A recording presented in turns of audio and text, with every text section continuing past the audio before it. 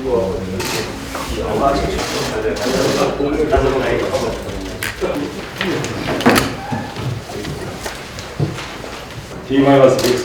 제67자 최고위원 투표하겠습니다. 국민 여러분, 날씨가 추워졌습니다. 이게 환절기에 감기 조심하기를 바라겠습니다. 오늘부터 이제 사회적 거리두기가 좀 완화돼서 이제 우리 수도권은 저녁 10시까지 8인 모임이 이제 허용이 되고, 또 지방은 24시까지 10명까지 허용이 됐습니다. 특히 결혼식 하객이 원래 99명만 식사가 제공되고 100명은 답례품으로 하게 된 거를 이 백신 인센티브 하에 250명까지 허용되도록 했습니다. 우리 이동학 최고께서 예비 신혼 부부들과 소통을 하고 있는데, 여러 가지 그런 또 그 세부적인 사항들은 또 계속 점검을 해 가도록 하겠습니다. 이번 거리두기 2주간 적용이 이제 11월 초부터는 위드 코로나 시대로 좀 가서 우리 자영업자들 정말 지금 하루하루를 버텨가고 있는데 잘 이렇게 풀리는 계기가 되기를 바라겠습니다. 지금 신규 확진이 조금씩 감소되면서 다음 주에 우리 70% 백신 접종 목표가 달성될 것 같습니다. 협조해 주신 국민 여러분께 진심으로 감사를 드리고, 저희 민주당은 말씀드린 대로 이제 위드 코로나 시대를 준비하기 위해서 토종 백신과 토종 치료제 개발이 빨리 될 수 있도록 최선을 다해 뒷받침하겠습니다. 항상 국민의 어려움에 함께 지켜나가는 민주당이 되기 위해 더욱 노력하겠습니다. 여러 가지 지금 민생도 어려운데 이 대장동 이 문제로 너무 막 논란이 돼서 국민 여러분께 송구스럽다는 말씀을 드리고, 일단 이 복잡한 내용을 정리하기 위해서 저희들이 백드롭을 이렇게 만들어 봤습니다. 이 사안이 복잡하지만 그 내용을 보면 핵심이 저희들이 주장한 그겁니다. 국민들이 생각할 때도 그럴 것입니다. 아니, 누가 뭔 말 했다, 무슨 녹취록이 어쨌다, 이게 중요한 게 아니라 돈이 말해주는 거 아니겠습니까? 돈이 어디서 생겨서 어떻게 흘러가고 누가 부당하게 이득을 가졌는지를 추적하는 것이 가장 중요하다고 생각합니다. 그래서 도대체 이 종잣돈이 어디서부터 생겼는가, 이걸 보면 사실 이 이재명 성남시장이 당선되기도 전에 2009년도입니다. 그때 2009년도에 대장동 개발사업 시행사 대장동 PFV가 부산저축은행으로부터 1155억 원을 대출을 받았습니다. 서민의 피눈물이 맺힌 이 돈이 사업 초기 토건 비리 세력들의 종잣돈 구실을 한 것입니다. 그런데 2011년 부산저축은행 부실 대출 사건에 대한 수사 과정에서 유독 대장동 대출건만은 수사망에서 쏙 빠져버렸습니다. 검찰은 99억 원 규모의 부당 대출도 빠짐없이 기소를 했습니다. 그런데 1,100억이 넘는 이 부실 대출 문제가 그냥 넘어간 것입니다. 그때 담당 책임자가 바로 윤석열 중수부 소속 검사였습니다. 그때 변호사는 아시다시피 이 박영수 특검입니다. 이 박영수 특검은 우리 민주당이 추천해서 임명한 특검이 아닙니다. 국민의당이 추천해가지고 박근혜 대통령이 임명한 특검입니다. 이 박영수 특검과 윤석열 검사의 관계는 거의 일심 동체로 알려져 있을 만큼 박영수 사단의 핵심 인물이 윤석열입니다. 이 두 분은 중수부에서 만나서 특검 때도 같이 활동을 해서 박근혜 대통령 구속시키는데 일선에 섰던 검사가 윤석열, 박영수 특검입니다. 이 두 사람의 관계가 이 부산저축은행 사건에서도 부산저축은행 부실 대출을 했던 이 조우형이라는 부산저축은행 과 이 친인척 관계에 있는 사람이 저렇게 대출을 받았는데 수사를 않고 넘어갔어요. 그럼 그 수사를 안 한 게 잘했다고 하면 모르지만 바로 5년 뒤에 알선수재 혐의로 저 사람이 구속이 됐습니다. 그 말은 그때 부실 수사를 했다는 것을 증명하는 거 아니겠습니까? 그래서 저는 당장 박영수 특검 주변 100억 수수료 있는데 다 계좌 추적을 해보십시오. 당장 돈을 지금 받은 게 확인된 곽상도는 50억을 지금 아들을 통해 받았다는 것 아니겠습니까? 이번에 김만배 구속영장 청구에 이 50억을 뇌물죄로 만약에 영장이 적시되어 있는데, 그렇다면 그런 세금 그 돈의 흐름을 조사를 하고 당장 그 키넨파트너스를 통해 최기원이라는 그 SK그룹의 여동생이란 분이 이 400억 원의 돈을 지급한 경위부터 다 수사가 좀 돼야 될 것입니다. 그래서 다른 말보다 이 계좌 추적과 돈의 흐름을 차지해서 돈을 누가 가져갔는지를 밝혀주실 것을 검찰 당국에 다시 한번 강력히 촉구합니다. 오늘 이재명 후보님께서 국정감사에 출석할 예정입니다. 제가 오늘 페이스북에도 올렸는데 아마 4년 전에 경기도 김포에서 경기도지사 후보로 출마했던 이재명 후보가 연설한 동영상입니다. 그거 보면 지금 했던 말과 거의 틀리지가 않더라고요. 그래서 한번 최고위원들께서도 한번 봐보시고 그거 보면 4년 전에 지금 했던 말과 똑같은 말을 했구나. 진술의 신빙성과 일관성이 있구나 이런 것을 느낄 수가 있었습니다. 오늘 국정감사를 통해서 일부 보수 언론에서 편집되지 않는 생생한 내용이 국민들에게 전달되기를 기대합니다. 성남시장이 서류에 결제 한번 했다 이런 것을 마치 대단한 특종인 양 이렇게 대대적으로 보도하는 언론의 내용은 마치 이 결제가 뭔가 잘못된 내용을 성남시장이 승인한 것처럼 이렇게 이미지를 각색해서 보도하는데 그건 이러한 왜곡된 편집을 바로잡을 수가 있지 않을까 생각합니다.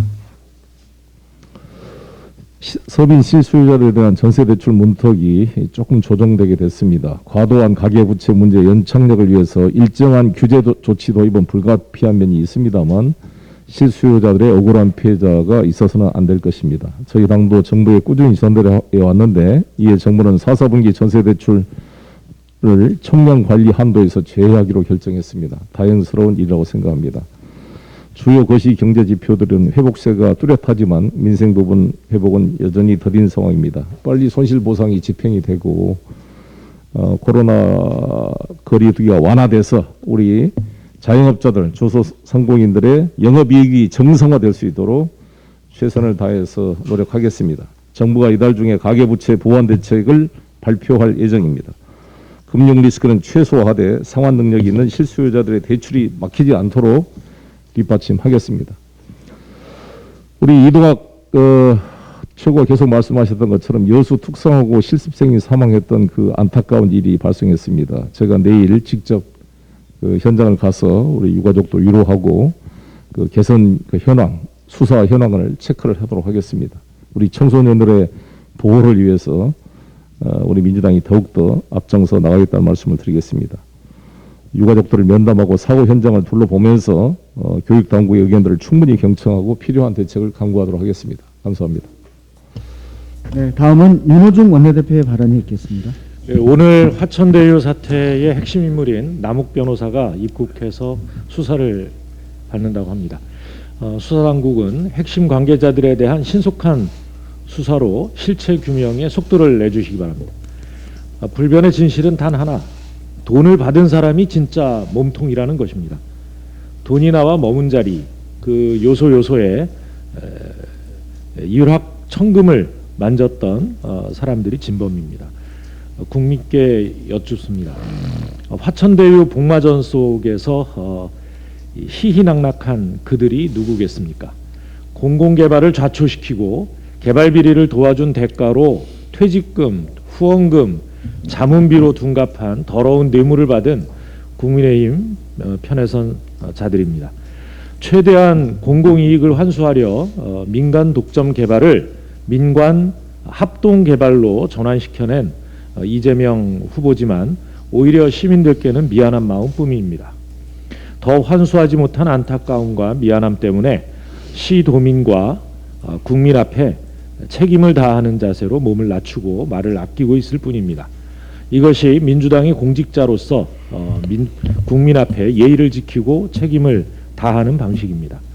어떻게든 대통령 후보에게 마타도를 하려고 본인들의 과오를 남에게 뒤집어 씌우는 염치 없고 뻔뻔한 국민의힘과는 본질적으로 다릅니다. 언제나 그렇듯 어둠이 걷히면 진실이 드러날 것입니다. 천만다행으로 이 어둠 속에 묻힐 뻔한 이 사건과 사람이 실체를 드러내고 있습니다. 화천대유 사태의 단초가 된 부산저축은행 대장동 불법 대출과 그에 대한 부실 수사에는 종범, 주범, 공범 모두 윤석열 후보와 그 검찰 패밀리였습니다. 검찰 조직을 사유화하고 부정과 부패, 비리의 아방궁을 차렸던 겁니다. 사람에 충성하지 않는다던 그 번지르르한 말로 모든 국민을 속이려 하지만 실제로 조직에 충성하는 본질은 돈에 충성하는 것이 아니었나 묻고 싶습니다. 이제라도 윤석열 후보는 은폐한 진실을 밝히고 후보직에서 사퇴해야 할 것입니다. 이것이 국민 앞에 충성할 마지막 기회임을 명심하기 바랍니다. 오늘 행정안전위원회 국감에서 국민 여러분께서는 국민의힘 당의 바닥을 보실 것입니다. 어떻게든 정쟁을 위해서 젖먹던 힘까지 쥐어짜고 있습니다. 이제는 더 나오는 게 없으니까 공문서에 시장이 사인했다고 드립을 치고 있습니다. 성남시장으로 그 산하기관인 성남도시공사 출자법인에 사인하는 것을 두고 비판하는 게 정상입니까? 오히려 서명하지 않았다면 그게 더 이상한 것 아닙니까? 행정사무를 감사하랬더니 행정사무를 방해하고 또 이재명 후보가 머문 자리라면 화장실까지 뒤질 기세입니다. 이쯤 되면 행정안전위가 아니라 이 행정을 위협하는 국감 아닌가 싶습니다. 민생을 위해 그 반의 반만이라도 힘을 보탰더라면 국민의 일상 회복도 지금보다 훨씬 빨라졌을 것이라 아쉬움이 큽니다.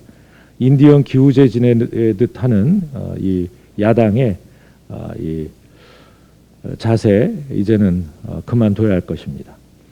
측근이라는 미명 아래 이재명 후보와 어떻게든 엮여보려 하지만 이재명 후보는 국민의힘 윤석열 후보와 달리 그런 부정부패 패밀리를 구성하는 일에 아무 관심이 없었습니다.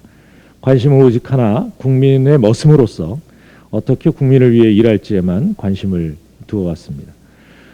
이 정쟁에 올인하는 국민의힘의 후한무치한 태도가 오늘로 마지막이기를 바랍니다. 이상입니다. 네, 다음은 김용민 최고위원의 발언이 있겠습니다. 네, 박사방, N번방 등을 통해 범죄 집단을 조직해서 성착취 영상물을 유포한 조주빈에 대해서 대법원이 징역 42년의 중형을 확정했습니다. 공범 4명도 징역이 확정됐습니다. 이번 판결은 디지털 성범죄 근절에 대한 법원의 인식이 진일보했다는 것을 보여주고 있습니다. 조주빈의 중형 선고를 통해 디지털 성범죄가 중범죄에 해당한다는 경각심을 가져오고 디지털 성범죄 근절의 시작이 되어야 할 것입니다. 그러나 모든 범죄가 그러하듯 강도 높은 처벌만으로 해결되는 것은 아닙니다. 디지털 성범죄에 대한 인식의 변화가 필요하고 이를 위한 교육, 피해자에 대한 체계적 지원 등이 종합적으로 검토되어야 합니다. 민주당은 디지털 성범죄 피해 예방과 사후 지원을 위해 최선의 노력을 다하겠습니다. 국민의힘 윤석열 후보는 대장동 관련 검찰 수사에 대해서 26년 검사 생활에 이런 수사 방식은 처음 본다. 검찰 수사는 이대로 가면 안 된다라는 등의 수사 방향을 지시하는 발언을 했습니다. 직전 검찰총장이자 징계를 받았고 징계를 받았던 사람이 진행 중인 수사에 대해 침묵해도 모자랄 판에 후배 검사들을 질책하고 수사를 지시하는 듯한 모습은 경악스럽습니다. 이에 대해 법사위에 출석한 현직 검사들은 수사 지휘로 받아들이지 않는다라는 답변조차 못하고 주눅들어 있어 한심하기 그지없습니다. 윤 후보에 대한 법무부 장관의 징계가 정당하다는 판결이 있었고 징계 사유를 종합해보면 검찰을 정치화, 사유화했다는 것입니다. 판결이 증명하듯 검찰을 사유화하려 했던 윤석열 전 총장은 이제 대선 예비 후보가 되어서도 검찰 사유화에 대한 미련을 버리지 못하는 것 같습니다. 더하여 후보의 위치에서도 노골적으로 검찰 수사에 대한 야욕을 보이는 모습은 그가 총장 시절에는 얼마나 더 심했을지 알 수 있게 합니다. 구체적 혐의가 드러나지 않았는데 수사를 하라고 악을 쓰고 있는 모습은 윤석열 총장 시절에 조국 수사, 울산 선거 개입 사건, 월성원전 사건, 김학의 사건 등이 얼마나 엉터리고 정치적이며 악의적이었을지 추측하게 합니다. 윤석열 후보는 내가 곧 검찰이다라는 유화적 사고에서 빨리 벗어나길 바랍니다. 수사에 대한 개입을 멈추고 피의자로서의 본분에 돌아가 본인과 가족들이 받고 있는 수많은 혐의에 대해 성실하게 조사받기를 바랍니다. 이상입니다. 국민의힘이 두려움에 떨고 있습니다. 진정한 승부사 이재명 후보가 오늘 경기도 국정감사에 출석하기 때문입니다. 어떤 편집도 허용되지 않는 곳이 국정감사장입니다. 국민의힘은 이 후보가 낱낱이 폭로할 야당의 대장동 토건비리 커넥션이 참 무서울 것입니다. 대장동도 고발 사주도 핵심은 똑같습니다. 대장동은 돈 받은 사람이 범인이고 고발 사주는 득본 사람, 최대 수혜자가 범인입니다.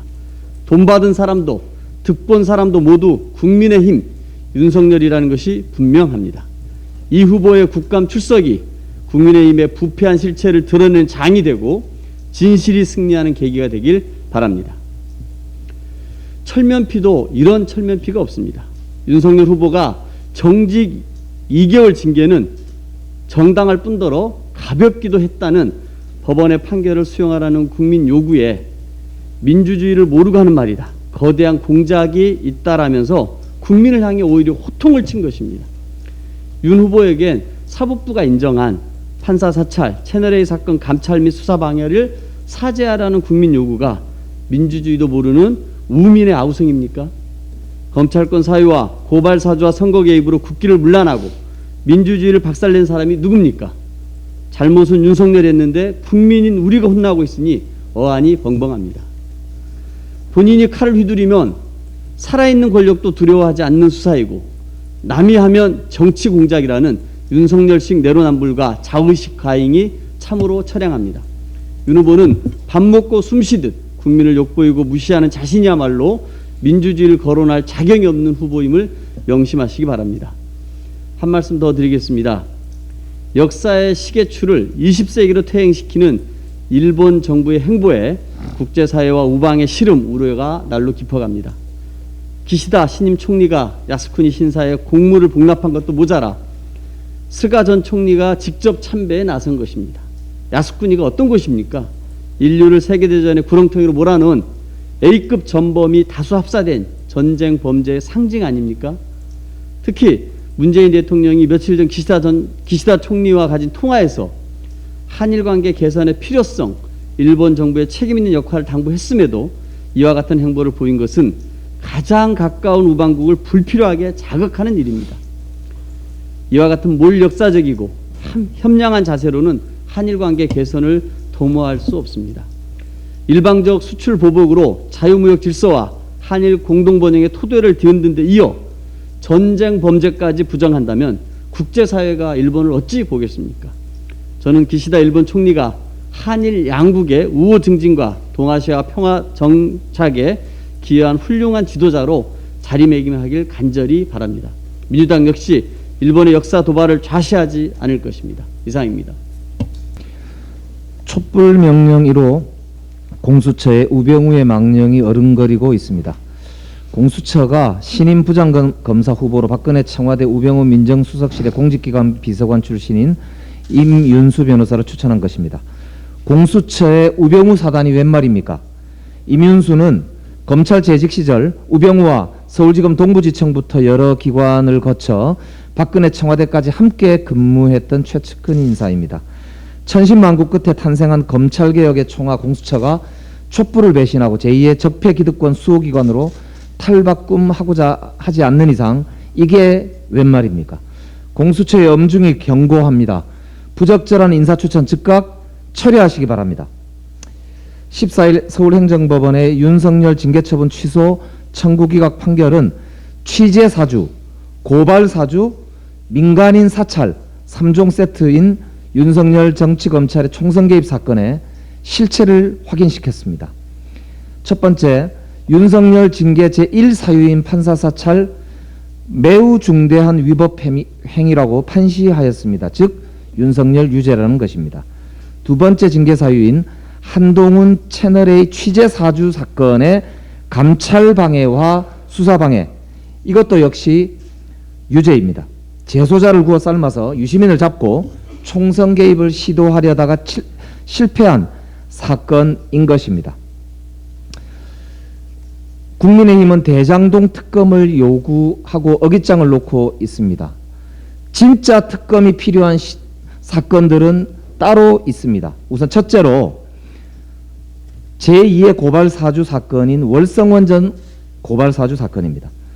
감사원은 월성원 전 감사 결과를 작년 10월 20일 날 발표하고 10월 22일 날 이틀 후에 수사 참고 자료를 대검에 송부합니다. 그런데 같은 날 밤 국민의힘은 이 사건을 서울지검이 아닌 대검도 아닌 대전지검으로 고발합니다. 그리고 그 다음 날 10월 23일 날 이 사건을 나중에 담당했던 대전지검의 부장검사가 서초동에 출몰한 것이 목격되었다고 합니다. 급기야 윤석열은 10월 29일 날 대전지검을 방문하고 이후에 대대적인 압수수색과 수사를 이어갑니다.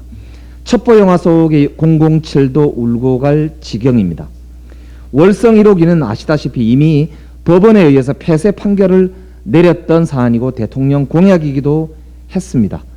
언론의 지원 아래 대권 행보를 감행했던 최재형 감사원과 윤석열 검찰의 공모로 이 판결을 뒤집으려 했던 의혹이 짙은 사건입니다. 사상 초유의 권력기관 간의 정치적 야합이 의심되는 사건인 것입니다. 진짜 특검이 필요한 또 하나의 사건이 있습니다. 부산저축은행 부실대출 수사무마 의혹 사건입니다. 토건 비리 세력들의 이 본산인 대장동 토지 매입이 이루어졌던 시드머니가 마련된 바로 그 사건인 것입니다.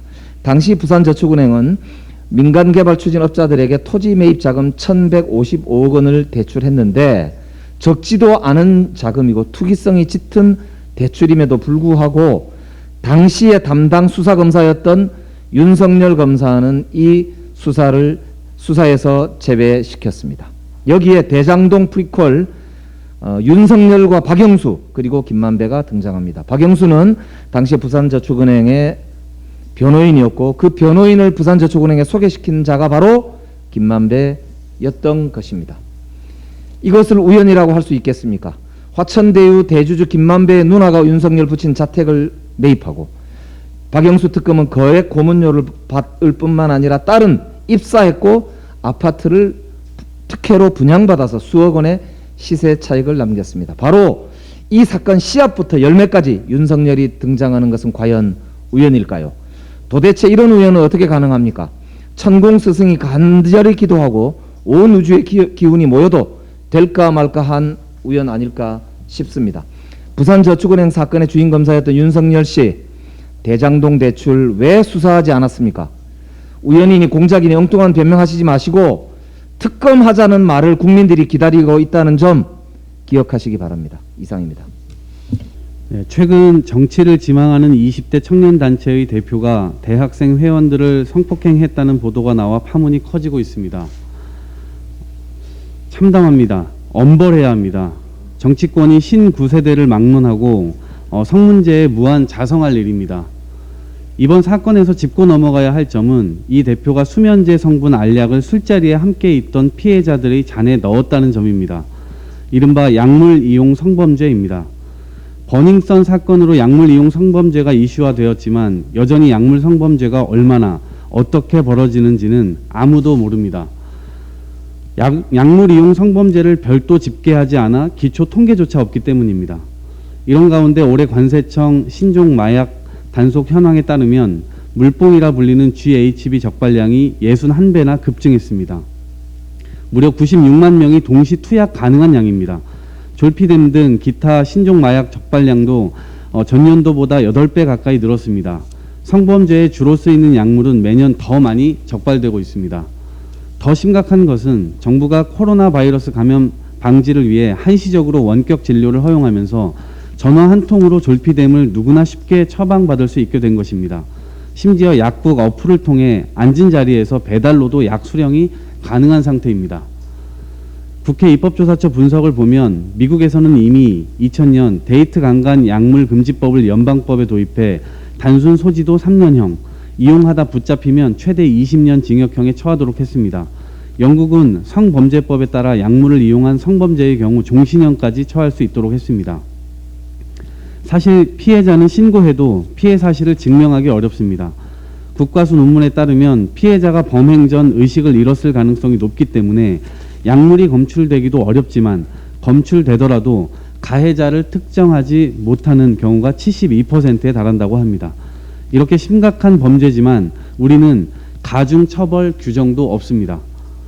범죄 수법은 점차 교묘해지는데 이를 잡아낼 법적, 행정적 역량은 너무나 미비한 상황입니다. 수많은 여성들이 이런 수법의 잠재적 피해자가 될 공포를 느끼며 살아가고 있습니다. 대책이 시급합니다. 더불어민주당은 약물 오남용 성범죄를 근절하기 위한 법적 정책적 정비에 나서겠습니다. 이상입니다.